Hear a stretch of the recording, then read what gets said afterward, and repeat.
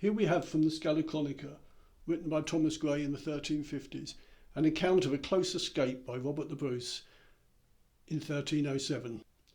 The king and his son moved to the marches of England. Aymer de Valence remained the king's lieutenant in Scotland. Robert de Brus resumed his great conspiracy. He sent his two brothers, Thomas and Alexander, into Nithsdale and the Vale of Annan to draw to him the hearts of the people, where they were surprised by the English and captured, and taken by command of the king to Carlisle, and there hanged, drawn, and decapitated. Robert de Brus had assembled his adherents in Carrick. Hearing of this, Aymer de Valence marched against him. When the said Robert de Brus encountered the said Aymer de Valence at Loudun and defeated him, and pursued him to the castle of Ayr. And on the third day after the said Robert de Brus defeated Ralph de Mortimer, who was called Earl of Gloucester, because Joan, the king's daughter and Countess of Gloucester, had taken him for husband out of love for him.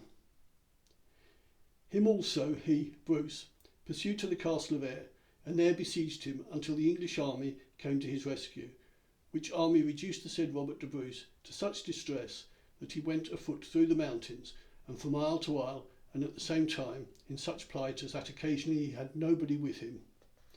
For, as the chronicles of his actions testify, he came at this time to a passage between two islands all alone, and when he was in the boat with two seamen, they asked him for news, whether he had heard nothing about what had become of Robert de Brus. Nothing whatever, quoth he. Sure, said they, would that they had hold of him at this moment, so that he might die by our hands. And why? Inquired he. Because he murdered our Lord John Comyn, said they. They put him ashore where they had agreed to do, when he said to them, Good sirs, you were wishing that you had hold of Robert de Brus. Behold me here, if that pleases you.